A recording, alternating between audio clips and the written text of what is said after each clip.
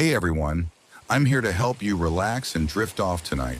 If you enjoy using these videos to fall asleep, don't forget to like this video and subscribe to the channel for more calming content. Share where you're watching from and what time it is for you. I'd love to know. Now settle into a cozy spot, take a deep breath, and let's start unwinding together. In the quiet town of Ashevale, nestled in the heart of a misty valley, there existed a bridge that few dared to cross. Known as the Vanishing Bridge, it spanned the cold, winding waters of the Duskwater River. The bridge had an unsettling reputation. It was said to disappear when someone crossed it, leaving no trace of its existence and no way back. The townspeople whispered stories of travelers who had ventured across, never to return. Some claimed the bridge led to another world, while others believed it was cursed, a trap for the unwary. Despite the legends, the bridge remained a peculiar fascination for those seeking adventure or answers to the supernatural. Lena Carter was one such seeker, a journalist with a knack for uncovering urban legends. She had heard about the Vanishing Bridge through an old letter she discovered in her late grandmother's attic. The letter, written by her great-grandfather, detailed his experience with the bridge. "I crossed the bridge at twilight, and the world beyond was unlike anything I had known. The air was thick with whispers, and the shadows moved as though alive. When I turned back, the bridge was gone. I was lucky to escape, but I will never forget the horrors that lingered there." Intrigued and determined to uncover the truth, Lena packed her bag with a flashlight, a camera, and a notebook. She drove to Ashevale, arriving just before sunset. The townsfolk warned her against going near the bridge, their faces pale with fear. "The bridge doesn't just vanish," one elderly man told her. "It takes you to a place you were never meant to see. People who cross it don't come back the same, if they come back at all." But Lena was undeterred. She had spent years chasing myths and ghost stories, and she wasn't about to let fear stop her now. As the sun dipped below the horizon, Lena made her way to the Duskwater River. The air grew colder, and a dense fog rolled in, shrouding the area in an eerie stillness. When she reached the riverbank, she saw the bridge. It was an old structure made of dark, weathered wood. The planks creaked under her weight as she stepped onto it, the sound echoing in the silence. She felt a strange pull, as though the bridge itself was alive, urging her forward. Halfway across, Lena stopped to take a photograph. The fog swirled around her, obscuring the far end of the bridge. As she raised her camera, she thought she saw movement in the mist, a figure standing at the edge, watching her. She called out, but there was no response. When she finally reached the other side, the figure was gone. Turning around, she gasped. The bridge had vanished. In its place was only the swirling river, its dark waters reflecting the dim light of the crescent moon. Lena found herself in a strange and desolate landscape. The air felt heavier, and the sky was an unsettling shade of gray. The trees were twisted and gnarled, their branches reaching out like skeletal fingers. Whispers filled the air, faint and unintelligible, but growing louder as she moved deeper into the forest. She followed a narrow path, her flashlight casting long shadows on the ground. The deeper she went, the more distorted the surroundings became.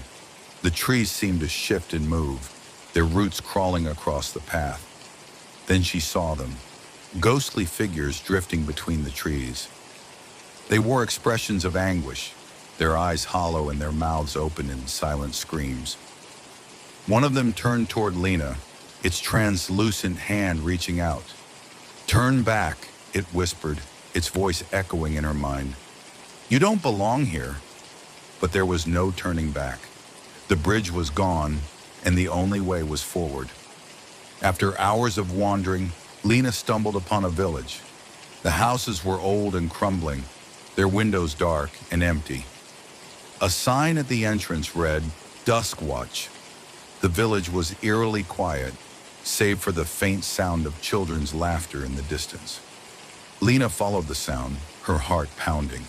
She reached the village square, where a group of children stood in a circle, playing a game. But as she drew closer, she realized they weren't children at all. Their faces were pale and gaunt, their eyes glowing with an unnatural light. One of them looked up and smiled. "Another one has come," he said, his voice unnervingly calm. Before Lena could react, the children disappeared, their laughter fading into the wind. In the center of the square stood an old well. Carved into the stone were symbols that Lena couldn't decipher. She leaned over the edge, peering into the darkness.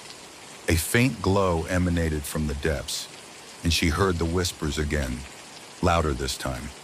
"You seek the truth," a voice said, deep and resonant. "The bridge is a gateway, a passage between worlds. Those who cross it are drawn to their fate." "Why me?" Lena asked, her voice trembling. "Because you carry the burden of the past," the voice replied. "The bridge does not choose lightly." Lena thought of her great-grandfather and the letter he had left behind. Had he been here too? Had he escaped, or had he merely been allowed to leave? Determined to find a way back, Lena retraced her steps, hoping the bridge would reappear. As dawn approached, she found herself back at the riverbank. The bridge was there, faint and flickering like a mirage. She stepped onto it, her heart racing. The whispers grew louder, urging her to stay, but she pressed on. As she reached the midpoint, the bridge began to crumble beneath her feet. She ran, the planks falling away into the void.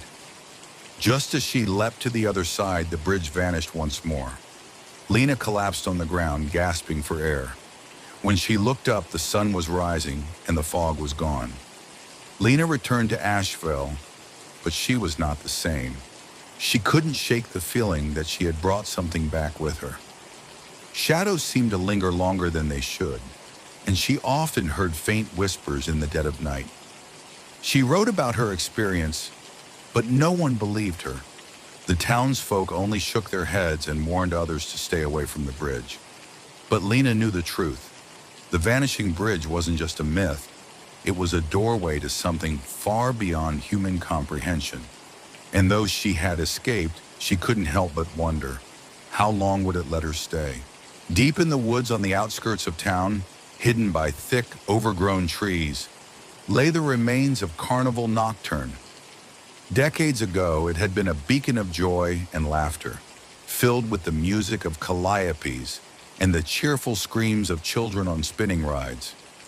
Now it was silent, a husk of its former self.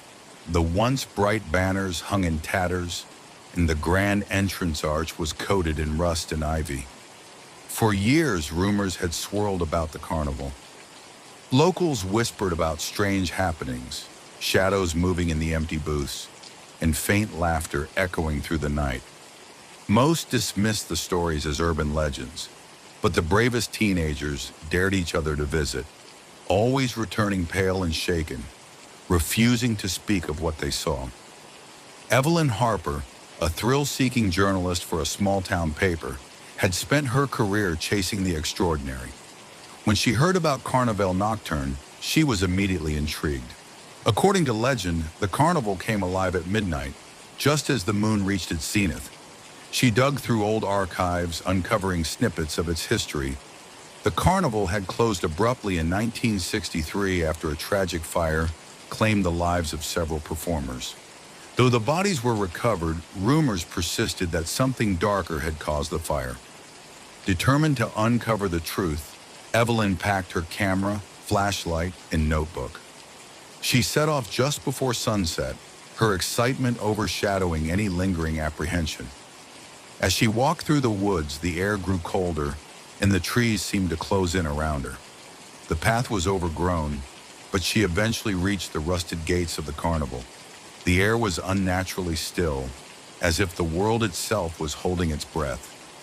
Pushing the gates open with a groan of protest, Evelyn stepped inside. The setting sun cast long shadows over the abandoned rides and booths. A Ferris wheel stood in the distance, its skeletal frame silhouetted against the crimson sky. She wandered through the grounds, snapping photos and jotting down notes.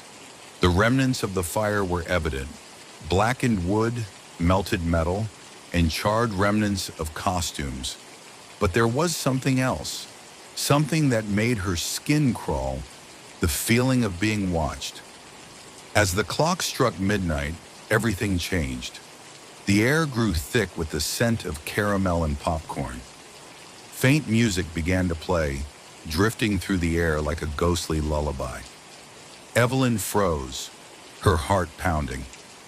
Lights flickered to life, illuminating the midway in a kaleidoscope of colors. The rides creaked and groaned, their mechanisms sputtering to life.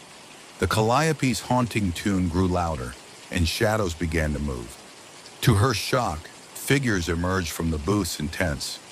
Performers in old-fashioned costumes danced and twirled, their faces painted in eerie grins. Children skipped down the midway, clutching balloons and cotton candy. Yet there was something wrong, something off. Their eyes were hollow, glowing faintly in the darkness. Evelyn watched in stunned silence as the carnival came alive around her. She followed a group of children to the carousel, which spun in slow, hypnotic circles. The carved horses looked almost alive, their eyes glinting in the light. A tall man in a top hat appeared beside her, his face pale and gaunt. "Welcome to Carnival Nocturne," he said, tipping his hat. His voice was smooth but carried an undertone of malice. I didn't mean to intrude," Evelyn stammered. "You are not the first," he replied, his smile widening, "and you will not be the last. Stay and enjoy the show. The carnival has been waiting for you." Before she could respond, he vanished into the crowd. As Evelyn explored, she noticed strange details. The performers repeated their acts in perfect loops, as if stuck in time. A fire eater consumed flame after flame, his expression frozen in a grimace. A trapeze artist swung high above, her movements graceful yet mechanical. Evelyn approached a fortune teller's tent. Inside, a woman sat behind a crystal ball, her face obscured by a veil. "You shouldn't have come," the woman whispered, her voice trembling. "Why not?" Evelyn asked. "The carnival is cursed," the fortune teller said. "We are bound here, reliving the night of the fire. No one who stays past dawn ever leaves." Determined to understand, Evelyn pressed on. She found herself at the center of the carnival, where a large tent stood. Inside, a stage was set for a grand performance. Spectators filled the seats, their faces shadowed and indistinct. The top hat man appeared again, gesturing for her to sit. "The finale is about to begin," he said. The lights dimmed and the stage erupted in flames. Screams filled the air as performers and spectators alike were engulfed. Evelyn realized she was witnessing the night of the fire, trapped in the carnival's eternal cycle. Evelyn bolted from the tent, desperate to find a way out. The midway was chaotic, with shadows chasing her and the music growing louder, more discordant. The gates were nowhere to be seen, replaced by a wall of darkness. She remembered the fortune teller's warning. No one leaves after dawn. With no other options, she ran to the Ferris wheel and began to climb, hoping to spot an exit. As she reached the top, the first rays of sunlight broke over the horizon. The carnival began to dissolve, its colors fading like smoke. Evelyn felt herself falling, the world spinning around her. Evelyn woke in the woods, her camera and notebook beside her. The carnival was gone, leaving no trace of its existence. She returned to town, shaken but alive. Her photos were blurred, the notes in her journal unreadable. No one believed her story, dismissing it as a nightmare. But Evelyn knew the truth. The carnival still existed, waiting for its next visitor, and one day it would call for her again. In the small, unremarkable town of Elmsford, an urban legend persisted, a story whispered in hushed tones around campfires and over late-night coffee at the local diner. Deep in the heart of an abandoned mansion on the edge of town, there was a staircase. It wasn't just any staircase. This one was said to stretch endlessly into the earth. No one who descended ever came back the same. The mansion itself, known as Ashcroft Manor, had been abandoned for decades. Once a grand estate, it now stood as a decaying monument to its mysterious past. People claimed to see lights flickering in the windows or hear faint whispers if they passed too close. The staircase, as the legend went, was the source of it all. It led nowhere, or so people thought. Those who ventured down returned different. Some were broken, others were enlightened, and a few never came back at all. Amelia Carter was a graduate student in folklore studies, fascinated by stories like this. Her thesis was focused on architectural anomalies in local legends, and the staircase of Ashcroft Manor seemed like the perfect subject. Despite warnings from locals and the dismissive laughter of her friends, she decided to investigate. She packed her bag with essentials: a flashlight, notebook, recorder, and a sturdy pair of boots. She arrived at Ashcroft Manor just as the sun dipped below the horizon, casting the old house in eerie twilight. The mansion was exactly as she had imagined. Its once grand facade was now draped in vines, and the front door hung askew. The air smelled of damp wood and mildew, and the floorboards groaned under her weight as she stepped inside. Amelia wandered through the house, her flashlight cutting through the darkness.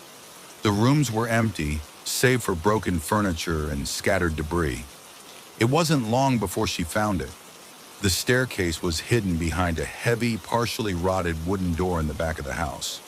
Unlike the rest of the mansion, the staircase was pristine. Its steps were made of polished stone that seemed to absorb her flashlight's beam, and the walls were lined with an intricate pattern of carvings, symbols, and runes she didn't recognize. She hesitated. The air here felt heavier, as if the staircase itself was alive, watching her. But curiosity outweighed caution. She took a deep breath and stepped onto the first step. The staircase spiraled downward, its curve preventing Amelia from seeing what lay ahead. The deeper she went, the more the air changed. It grew colder, denser, and carried with it a faint hum, like distant machinery or whispered voices. At first, she counted the steps, noting every detail, but after what felt like an hour, she realized she had lost track. The carvings on the walls became more elaborate, almost writhing under the beam of her flashlight. Strange things began to happen. She thought she heard footsteps behind her, but when she turned, there was no one there. The hum grew louder, becoming almost melodic. The walls seemed to close in, and she felt as though the staircase was descending faster than her steps should allow. After what felt like hours, Amelia reached a landing. It was a small square room with no doors, no windows, just the staircase continuing down. But something was different. On the landing, there was a mirror. Its frame was made of the same polished stone as the steps, and the glass was oddly dark, reflecting only faint outlines. Amelia hesitated but approached it. As she looked into the mirror, her reflection did not mimic her movements. Instead, it smiled, a wide, unnatural grin that sent a chill down her spine. Then it spoke. "You've come so far," it said in a voice that sounded like her own, but layered with others. "Do you wish to see what lies at the bottom?" Amelia stumbled back, her heart racing. The reflection didn't move, but its grin widened. She considered turning back, but the way up seemed impossibly far. Her legs ached and her mind was foggy. Something about the staircase compelled her to continue, as if an unseen force was pulling her downward. She ignored the mirror and kept going. The symbols on the walls began to glow faintly, pulsing in rhythm with the hum. The air became warmer, almost suffocating. Then she began to see things, visions flickering at the edges of her sight, faces she didn't recognize, places she had never been, memories that weren't hers. Finally, the staircase ended in a vast, circular chamber. The floor was a mosaic of the same glowing symbols, and in the center stood a stone pedestal. On it lay a small black cube. Amelia felt an overwhelming urge to touch the cube, as if it was calling to her. Against her better judgment, she reached out and picked it up. The moment her fingers touched the surface, her mind was flooded with images and sensations. She saw herself, not as she was, but as countless versions of herself, each living a different life, making different choices. She felt every joy, every sorrow, every death. When the vision stopped, she found herself back at the base of the staircase. The cube was gone, but the feeling of its presence lingered. Amelia climbed back up the stairs, her legs heavy and her mind spinning. When she emerged into the mansion, the sun was rising. The house seemed quieter, almost serene. She returned home, but she was not the same. She began to notice subtle differences in the world around her. Small things, like a book she didn't remember buying, or a photo of herself in a place she'd never visited. Her friends said she seemed off. Her mannerisms had changed, and she occasionally spoke of memories that weren't hers. She never told anyone what happened at Ashcroft Manor, but she knew one thing. The staircase didn't just lead nowhere, it led everywhere. And it had changed her in ways she couldn't begin to understand. For decades, the small, windswept town of Starlight Junction harbored a chilling legend. Locals spoke in hushed tones of a train that appeared at the stroke of midnight, gliding soundlessly along tracks that no longer existed. They called it the Midnight Train, a phantom locomotive said to collect lost souls and carry them to destinations unknown. It was said that only those burdened by despair or weighed down by regret could see the train. Those who boarded it were never seen again, their names forgotten even by those who loved them. Evelyn Marks had heard the stories all her life. Growing up in Starlight Junction, the train was as much a part of the town's identity as its crumbling coal mines and foggy nights. But she never believed it. Legends, she thought, were the way small towns passed the time. That was before she lost everything. At 35, Evelyn's life had unraveled. Her marriage had ended in a bitter divorce. Her parents had passed away within months of each other, and her once promising career as a writer had faded into obscurity. She found herself sitting alone in her childhood home, a bottle of whiskey her only companion, surrounded by boxes of memories she didn't want to unpack. One particularly cold and silent night, Evelyn decided to take a walk. The town's streets were empty, the mist curling around the streetlights like ghostly fingers. She wandered aimlessly, her thoughts heavy with questions she couldn't answer. Why had her life turned out this way? Was there still time to change it? As she neared the old, overgrown rail yard on the outskirts of town, she felt a strange pull, a compulsion to keep walking. The air grew colder and the silence deepened, as if the world were holding its breath. At the stroke of midnight, she heard it, the faint sound of a train whistle. It wasn't the kind of shrill, modern sound she remembered from movies, but something older, more mournful, like the wail of a distant ghost. Then she saw it. The midnight train emerged from the fog, its iron body gleaming faintly under the moonlight. The engine was massive, black as coal, and covered in intricate, rusted engravings. Its windows glowed with a faint, ethereal light, and steam hissed from its wheels as it slowed to a stop in front of her. Evelyn's breath caught in her throat.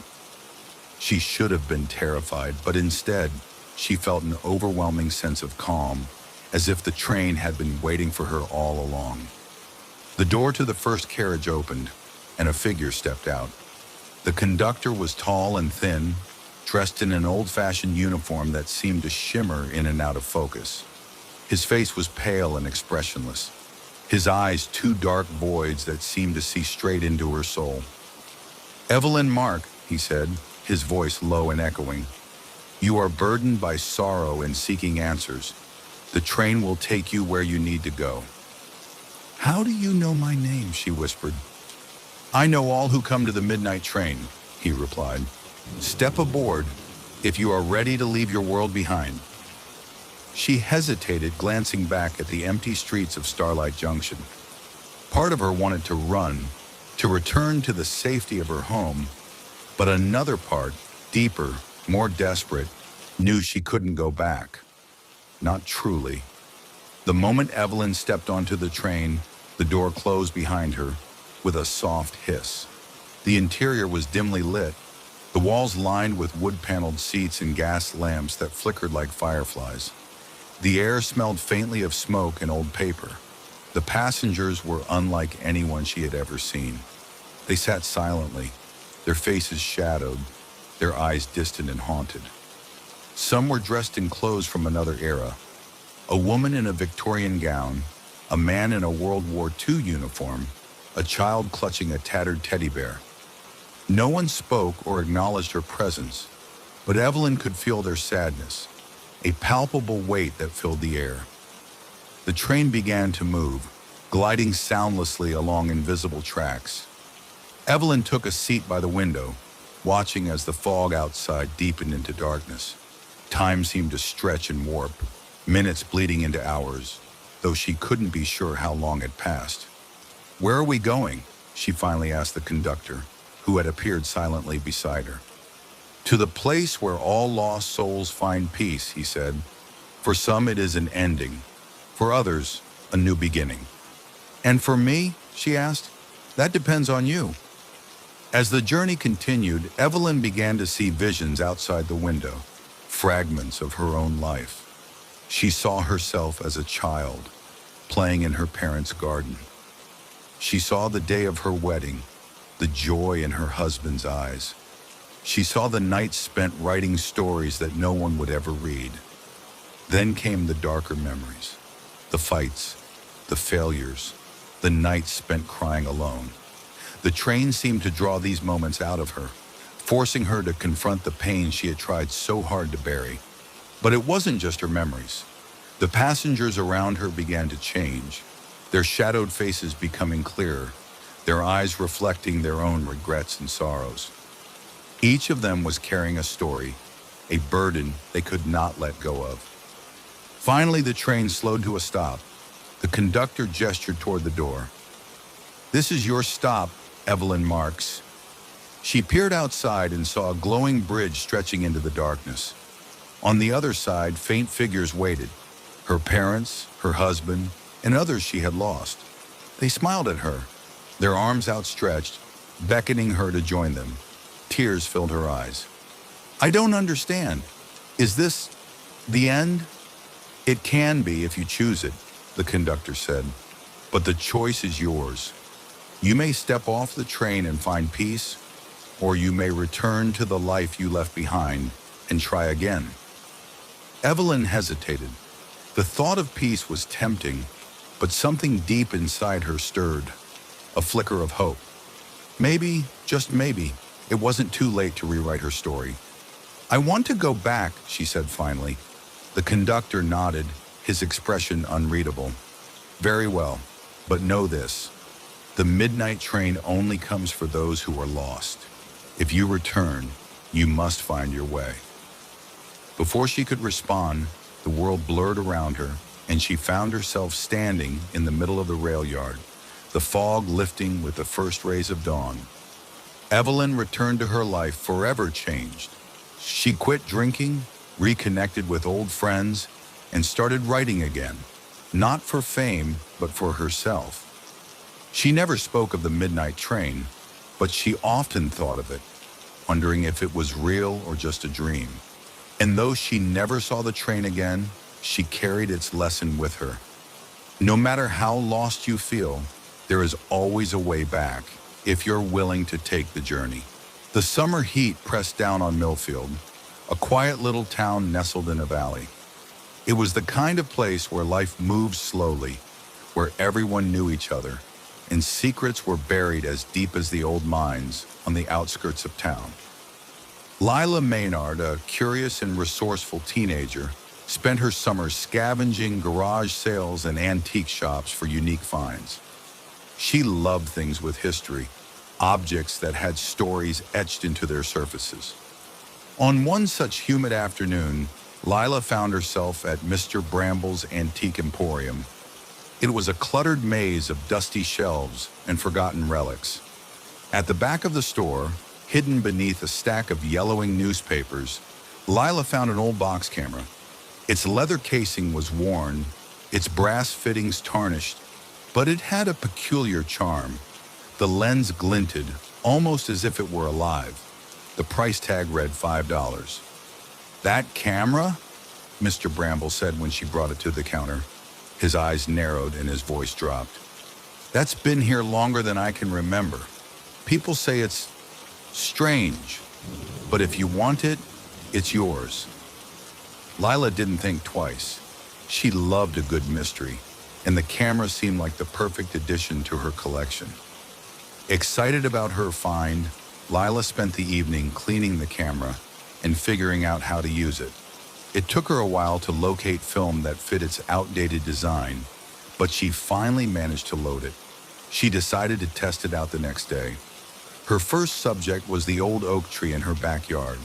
She snapped a few pictures, enjoying the satisfying click of the shutter. Then she photographed her dog, Milo, and a few other random objects around the house. Later that evening, Lila developed the film in the darkroom she'd set up in the basement.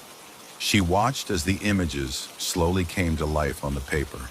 Her excitement turned to confusion, then dread. Every photo showed ghostly figures. The oak tree photo revealed a translucent man in tattered clothes, standing beneath the branches and staring directly at the camera. Milo's picture showed a shadowy figure crouched beside him, its hand reaching out as if to pet him. Even the seemingly mundane photo of her kitchen had a faint image of a woman standing by the sink, her face obscured. Lila's hands trembled as she held the photos. Her mind raced with explanations. Faulty film, a glitch in the development process, but deep down she knew there was something unnatural about the camera.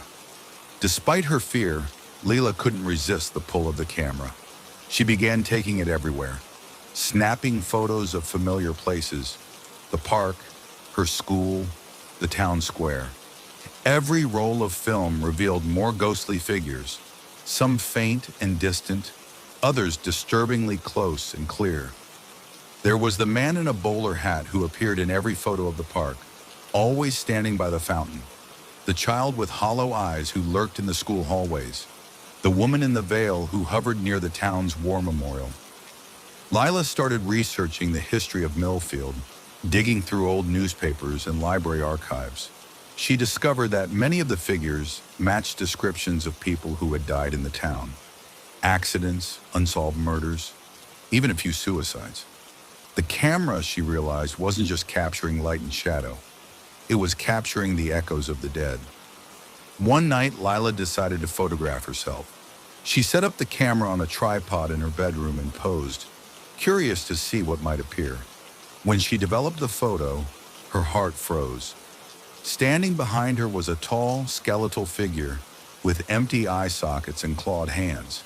Its bony fingers rested on her shoulders, as if claiming her. Unlike the other spirits, this one felt malevolent. Its presence lingered in the photo, almost as if it were watching her even now. From that night on, Lila felt like she was being followed. Shadows moved in her peripheral vision, and she heard faint whispers when she was alone. She tried to ignore it, but the feeling grew stronger with each passing day. Desperate for answers, she returned to Mr. Bramble's shop. "You've been using the camera, haven't you?" he asked, his expression grave. Lila nodded, showing him the photos. He sighed deeply. "That camera is cursed.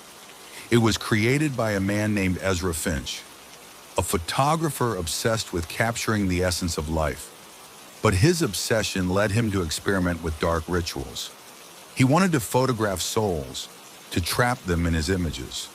When he died, his spirit became bound to the camera. Now it shows the spirits of the dead, and those it captures are never free." Terrified, Lila decided to destroy the camera. She took it to the woods behind her house, doused it in gasoline, and set it ablaze. The fire roared, consuming the leather and metal, but as the camera melted, a horrific scream echoed through the air. It was as if the camera itself was alive and fighting back. When the fire finally died down, The camera was gone, reduced to ash. But the whispers didn't stop. Lila began to notice something even more disturbing. Her own reflection in mirrors and windows started to change. Sometimes it lagged behind her movements. Other times she saw the skeletal figure from the photo standing just behind her, its empty eyes locked onto hers. It dawned on her that destroying the camera hadn't freed her. Instead, it had bound her to it. Ezra Finch's curse had claimed her soul, trapping her in an endless cycle of torment. Years later, the camera reappeared in a flea market 3 towns over. Its leather casing was pristine, its brass fittings gleaming as if newly polished. A young man picked it up, intrigued by its vintage charm. "How much for this?" he asked the vendor. $5, the vendor replied.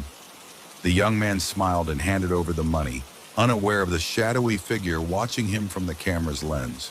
When the Peterson family moved into the house on Willow Lane, they thought they'd found a dream home. It was an old Victorian-style house with charming bay windows, intricate woodwork, and a sprawling yard filled with oak trees. The price was suspiciously low, but the realtor had waved it off as a motivated seller situation. The house had its quirks: creaky floors, drafty windows, and a basement door that, no matter what they tried, could never be locked. "It's just old wood and a warped frame," Mr. Peterson said, examining the door with his tool belt on. He tightened the hinges and replaced the latch, but no matter what he did, the door would swing open within hours, its rusty hinges groaning as if in protest. "It's a little creepy," their teenage daughter Ellie admitted, shivering as she peered down the narrow staircase to the basement. The space below was cold and damp, filled with cobwebs and shadows that seemed to stretch farther than they should. "Nothing to worry about," Mrs. Peterson assured her. "We'll just keep it closed." But the door refused to stay shut. The first night, Ellie woke up to a faint creaking sound.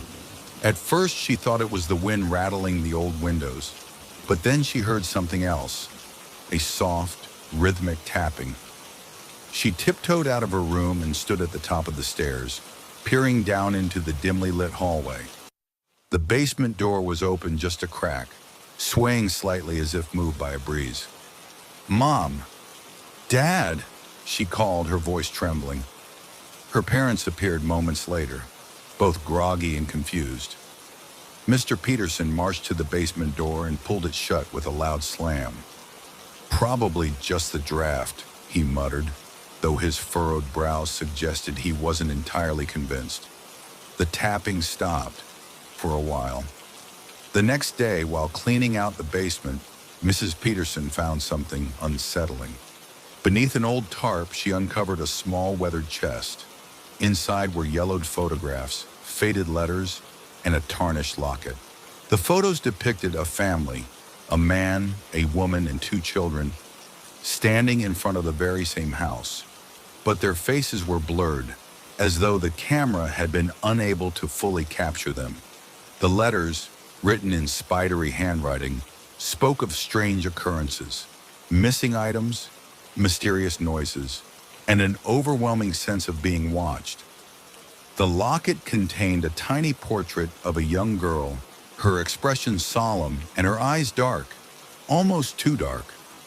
Mrs. Peterson shivered and quickly closed the chest.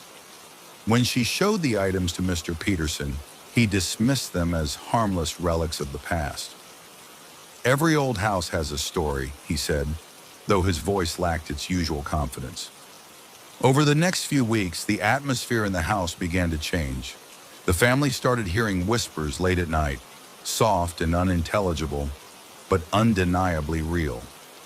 Ellie swore she saw shadows moving in the basement, even when no one was down there. Once, while doing homework in the kitchen, she glanced at the doorway and saw what she could only describe as a pair of pale, bony fingers gripping the edge of the doorframe. When she blinked, they were gone. Mrs. Peterson started finding the basement door open at odd times, even though she distinctly remembered closing it. Once, she found muddy footprints leading up the stairs, but they stopped abruptly in the hallway. Mr. Peterson remained skeptical until the night he heard the unmistakable sound of a child crying. He searched every room, calling for Ellie, only to find her sound asleep in her bed. Desperate to keep the basement sealed, Mr. Peterson bought a heavy-duty padlock and secured it tightly. For the first time, the door stayed shut for an entire day. But that night, the house seemed to groan with displeasure. The whispers grew louder, filling the air with a low, mournful hum. The lights flickered, and an icy draft swept through the halls. When the family woke up the next morning, they found the padlock lying on the floor, the metal warped and twisted as if something had pried it off with inhuman strength. The basement door stood wide open. Ellie, drawn by a mix of fear and curiosity, decided to investigate the basement on her own. Armed with a flashlight, she descended the creaking stairs. The air grew colder the deeper she went, and the beam of her flashlight barely pierced the thick darkness. As she reached the bottom, she noticed something strange.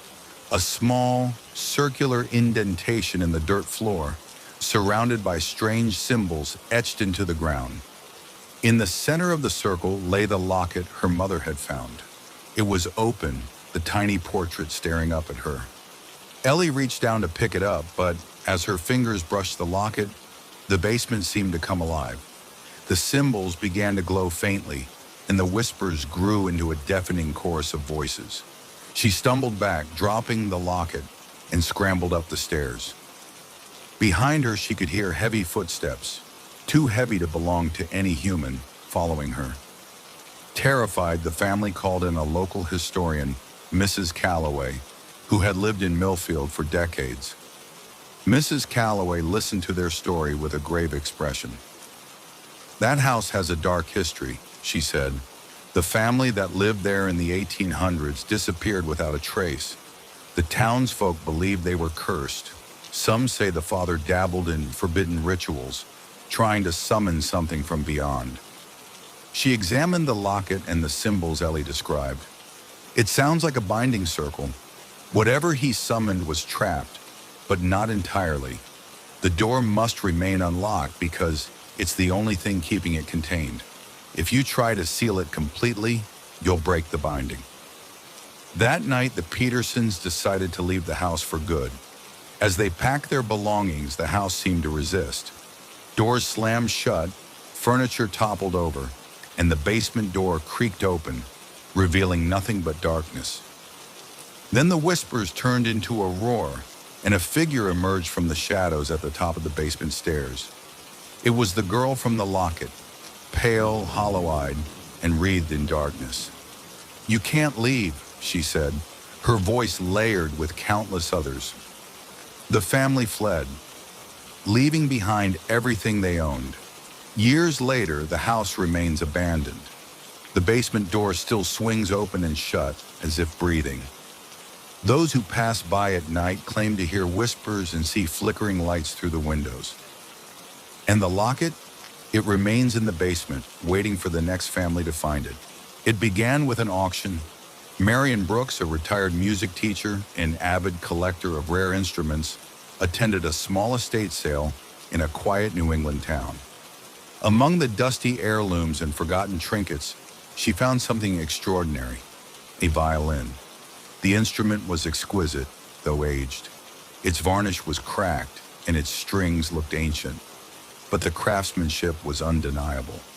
The carving on its scroll was intricate, depicting a coiling serpent, and the wood glowed with an eerie warmth. A strange chill accompanied the violin, as if it carried its own atmosphere. Marion outbid everyone for it, paying more than she intended. The auctioneer handed it to her with a peculiar look. "This one's got a story," he said. "What story?" Marion asked. "They say it belonged to a composer who went mad. His music was brilliant, but it said he sold his soul for it. After he died, strange things happened to anyone who owned this violin. If I were you, I'd lock it away." Marion dismissed the tale with a polite laugh, though the words lingered in her mind. Back at her modest home, Marian placed the violin on her favorite chair in the living room next to the fireplace. She intended to restore it, as she had with many other instruments in her collection. That night, as she lay in bed, a faint melody drifted through the house. The notes were soft, mournful, and impossibly beautiful. Marian sat up, her heart racing. She followed the sound to the living room. There, bathed in the pale light of the moon streaming through the windows, was the violin. It sat on the chair where she had left it, but its bow moved as if guided by an invisible hand. Marian froze, unable to breathe. The melody was unlike anything she'd ever heard, a haunting, sorrowful tune that seemed to pierce her soul. The bow slowed to a stop, and the room fell silent. Trembling, Marian approached the violin and picked it up. It was still warm, as if someone or something had been playing it. The next morning, Marian examined the violin closely, determined to find a logical explanation. She noticed something she hadn't seen before, a faint engraving on the underside of the instrument. It read, the words sent a shiver down her spine. She tried to brush it off as the eccentric motto of the violin's maker, but the melody from the night before lingered in her memory. Marian began researching the violin's origin. She discovered it had belonged to a composer named Victor Amsel, a brilliant but troubled musician from the 18th century. Amsel was rumored to have created a single masterpiece, a symphony so haunting that those who heard it wept uncontrollably. However, he died under mysterious circumstances before it was ever performed. Local legends claimed Amsel had summoned a spirit to aid his compositions. The violin, they said, was the vessel for that spirit. Marian, skeptical but intrigued, decided to play the violin herself. That evening, she tuned the instrument. It responded surprisingly well, producing a rich, resonant sound. She played a simple melody, and as the notes filled the room, something strange happened. The air grew heavy, and shadows seemed to gather in the corners. The flames in the fireplace flickered violently, casting dancing shapes on the walls. Marian felt a presence, unseen but undeniable. She stopped playing and whispered, "Who's there?" A low, mournful hum echoed back, vibrating through the violin. Over the next few nights, the violin played itself again, each time drawing Marian into its spell. As she listened, she began to see fleeting images: a darkened room lit by candlelight, a man hunched over a desk, scribbling feverishly on sheets of parchment. The man, she realized, was Victor Amsel. He looked haggard, his eyes sunken and wild. Behind him, a shadow loomed, tall and serpentine, with glowing eyes that seemed to bore into her soul. When she snapped out of the visions, Marian found herself holding the violin, though she didn't remember picking it up. Desperate for answers, Marian contacted a music historian, Dr. Harold Crane, who specialized in cursed instruments. "This violin is no ordinary artifact," Dr. Crane said after examining it. "It's what we call a binding vessel. Amsel didn't summon a spirit. He bound part of his own soul to the violin. It's the source of his genius, in his torment." "Why does it play itself?" Marian asked. Dr. Crane hesitated. "The soul inside it is restless. It seeks to complete Amsel's unfinished symphony.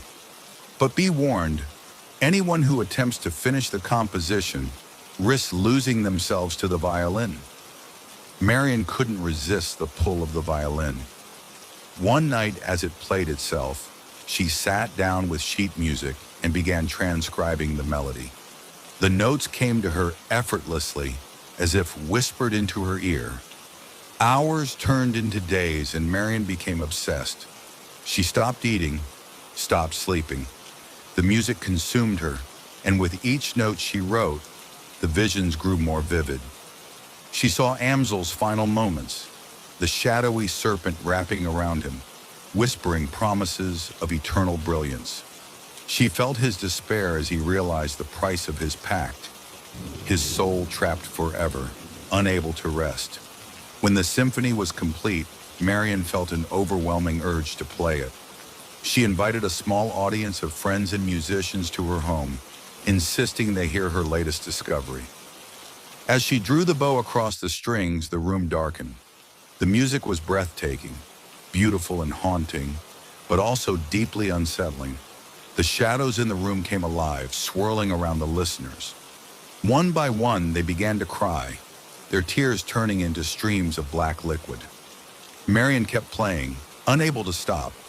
The serpent from her visions appeared, coiling around her, its eyes glowing with malevolent delight. When the final note rang out, the room fell silent. Marion collapsed, the violin slipping from her hands. When the guests awoke, they found themselves outside the house, with no memory of how they got there. The violin was gone, and so was Marion. To this day, rumors circulate about a mysterious violinist who appears in small towns, playing melodies that leave audiences in tears. Those who hear the music claim it's the most beautiful sound in the world, but it always comes at a cost. And somewhere the serpent waits, coiled around its next victim. It was on a road trip through the countryside that Clara stumbled upon the village. Her car's GPS had malfunctioned hours earlier, and the sun had begun its slow descent toward the horizon. The landscape around her grew eerily quiet, the only sound the crunch of gravel under her tires. She wasn't particularly concerned until she noticed something strange. The sun seemed frozen in the sky, casting a perpetual golden-orange glow over everything. Hours passed, yet the light remained unchanged. As the road narrowed into a cobblestone path, Clara found herself at the edge of a quaint village. A crooked wooden sign read, "The place was picturesque, almost like a painting. A cluster of stone cottages with moss-covered roofs, fields of wildflowers, and a small square with an ancient-looking fountain." Yet something about it felt off. The air was thick, as though holding its breath. Clara parked her car and stepped out. The cobblestones felt unusually warm beneath her feet. She approached the nearest house and knocked, but there was no answer. The village wasn't abandoned, though. As she wandered further, she saw people moving about. A man stacking firewood, a woman hanging clothes on a line, children playing in the square. But none of them greeted her. In fact, they barely seemed to notice her at all. Finally, she approached an elderly woman sitting on a bench near the fountain. "Excuse me," Clara said. "I think I'm lost. Could you tell me where I am?" The woman turned slowly, her eyes clouded with an unnatural gray. She smiled, but it didn't reach her eyes.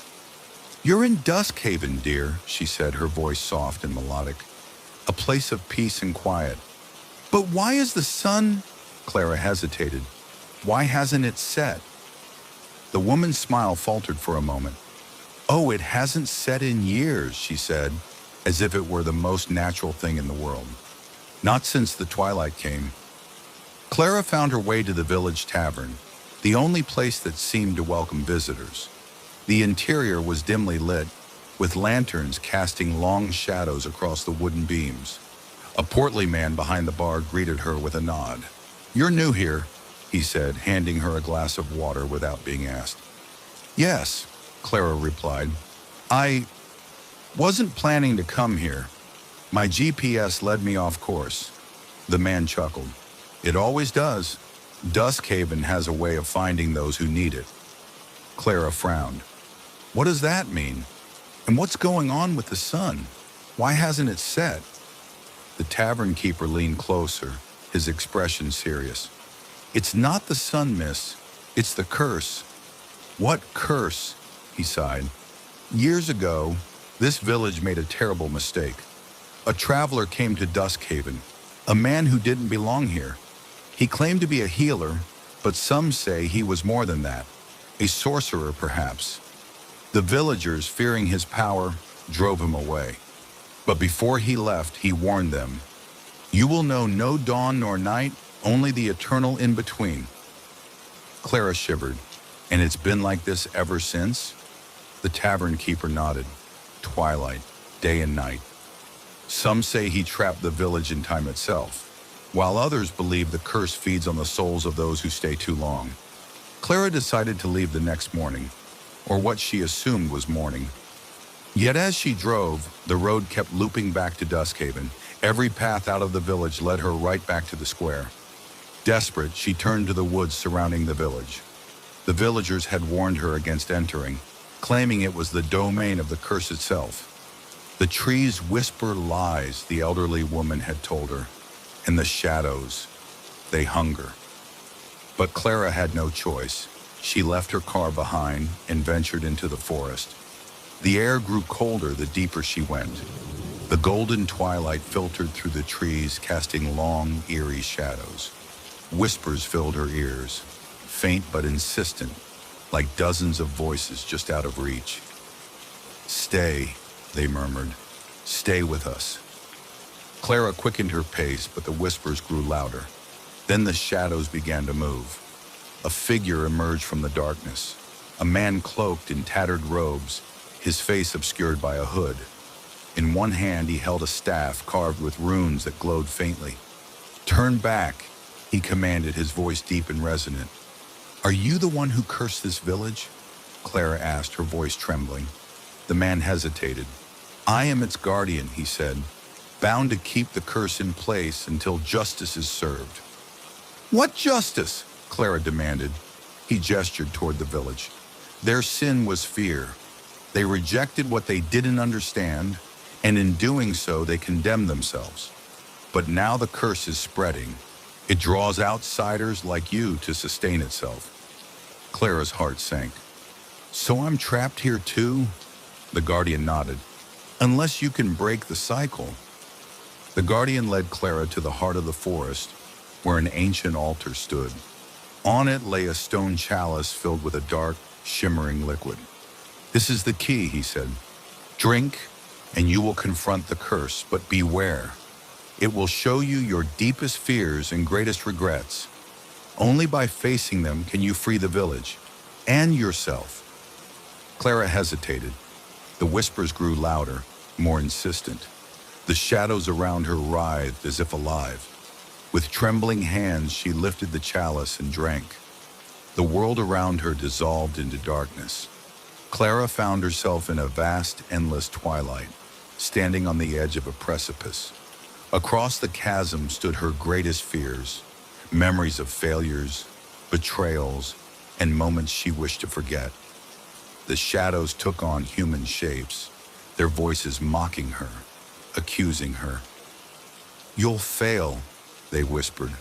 "You're not strong enough." But as the voices grew louder, Clara felt a spark of defiance. "This isn't real," she said, her voice steady. "You're just illusions." The shadows shrieked and lunged at her, but Clara stood her ground. The chalice in her hand began to glow, and the twilight around her fractured like glass. When Clara opened her eyes, she was back in the village square. The sun was rising for the first time in centuries, casting warm golden light over the cobblestones. The villagers emerged from their homes, blinking in disbelief. Tears streamed down their faces as they embraced one another. "You did it," the tavern keeper said, his voice thick with emotion. "You broke the curse." But Clara felt no joy. The guardian's words echoed in her mind. The curse draws outsiders to sustain itself. She realized the curse hadn't been broken. It had merely been passed on. As the villagers celebrated, Clara glanced at the edge of the woods. The shadows were still there, waiting. Years later, travelers would speak of a strange village where the sun never rose or set. And among them was a cloaked figure with a glowing staff, standing watch at the forest's edge, whispering warnings to those who dared enter Duskhaven. For curses like twilight never truly end. Nestled on the outskirts of a sleepy little town called Whispering Hollow, there was a grand estate known as the Fairweather Mansion. Though once a lively place filled with lavish parties and wealthy guests, it had long since fallen into disrepair. Most townsfolk avoided it, whispering rumors about strange happenings and a dark past. Yet despite its dilapidated state, one peculiar item remained perfectly intact: a large, intricately detailed dollhouse, an exact replica of the mansion itself. The dollhouse sat in the parlor, encased in glass as if it were a museum piece. It had once belonged to the Fairweather children, who had vanished under mysterious circumstances more than a century ago. No one knew what happened to them, only that their disappearance marked the beginning of the mansion's descent into ruin. Years later, the estate was purchased by a young couple, Claire and Evan Whitaker, who dreamed of restoring it to its former glory. Claire, an artist with a fascination for antiques, was particularly drawn to the dollhouse. The level of craftsmanship was astonishing. Every tiny detail, from the miniature furniture to the delicate wallpaper, was a perfect match to the real mansion. Even the windows were made of tiny panes of real glass. On their first day in the mansion, as Claire wiped dust from the dollhouse's surface, she noticed something strange. Peering through one of the miniature windows, she thought she saw movement, a flicker of light, like a candle burning in one of the tiny rooms. She dismissed it as her imagination, chalking it up to the late hour and the dim lighting. But that night, she couldn't shake the feeling that something was watching her. Over the next few days, Claire and Evan began their renovations. As they worked, odd things began to occur. Tools would go missing, only to reappear in places they hadn't been left. Doors creaked open on their own, even when there was no breeze. At night, Claire would hear faint whispers echoing through the halls, but whenever she investigated, she found nothing. One evening, while Evan was out buying supplies, Claire decided to take a closer look at the dollhouse. She carefully lifted the glass casing and opened the front panel, revealing the fully furnished interior. As she examined each room, she noticed something peculiar. The tiny furniture inside the dollhouse was slightly out of place, as if someone had moved it since the last time she looked. Just then, she felt a sudden chill, and the candle beside her flickered violently before going out. In the dim light, she thought she saw shadows shifting inside the dollhouse, as though tiny figures were moving through the miniature rooms. That night, Claire had a vivid dream. She was standing inside the real mansion, but it was different. Everything was smaller, as if she had shrunk down to the size of a doll. The air was thick with an eerie silence, broken only by the faint sound of children laughing. Following the sound, she found herself in the nursery, where two ghostly children stood by the window, gazing out into the dark night. When Claire tried to speak, the children turned to her, their faces pale and translucent. "You shouldn't be here," one of them whispered. "They don't like visitors." Before she could ask what they meant, Claire awoke with a start, her heart pounding in her chest. Beside her, the dollhouse stood silently, but she couldn't shake the feeling that something had followed her back from the dream. The next day, Claire confided in Evan about her strange experiences. Though skeptical, he agreed to help her investigate. Together, they spent hours examining the dollhouse and comparing it to the real mansion. That evening, as they studied the miniature dining room, they heard the sound of footsteps coming from upstairs. Grabbing a flashlight, Evan led the way up the creaking staircase. They followed the sound to the nursery, where they found the door slightly ajar. Inside, the air was freezing, and the old rocking chair by the window was moving on its own. Suddenly, the dollhouse, which they had left downstairs, began to glow faintly. The tiny windows lit up, casting an otherworldly light across the room. Then, as they watched in stunned silence, tiny ghostly figures appeared inside the dollhouse, reenacting scenes from a bygone era. They saw the Fairweather children playing, the parents hosting a grand dinner party, and the servants bustling about. But as the scene unfolded, it took a darker turn. Shadows crept in from the edges of the dollhouse, enveloping the figures one by one. The children screamed, the lights flickered, and then silence. Determined to understand what was happening, Claire and Evan delved into the mansion's history. They learned that the Fairweather family had hosted a grand masquerade ball on the night the children disappeared. According to old newspaper clippings, a mysterious fire had broken out, but there were no signs of the children's bodies among the wreckage. Some believed they had been taken by something unnatural, while others claimed the dollhouse itself was cursed. Claire became convinced that the spirits of the Fairweather children were trapped inside the dollhouse, forced to relive their final night over and over. She believed that if she could recreate the events of that night, she might be able to set them free. On the anniversary of the Fairweather children's disappearance, Claire and Evan prepared a reenactment of the masquerade ball.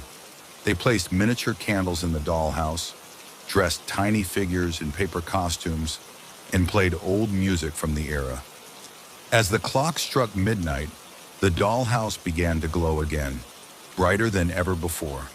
Suddenly, the air grew cold, and a whirlwind of shadows swirled around the room. The ghostly children appeared once more, but this time, they looked at Claire with hopeful eyes. "Thank you," they whispered in unison. "You've helped us remember." The shadows dissolved, and the glow from the dollhouse faded.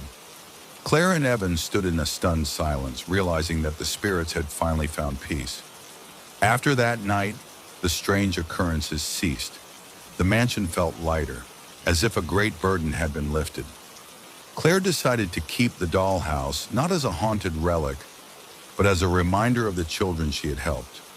She placed it in a sunlit corner of the parlor, where it remained a beautiful, silent testament to the past. Though the spirits were gone, Claire sometimes thought she heard faint laughter echoing through the halls, as if the Fairweather children were still playing somewhere beyond the veil of the living world. And in a way, they always would be.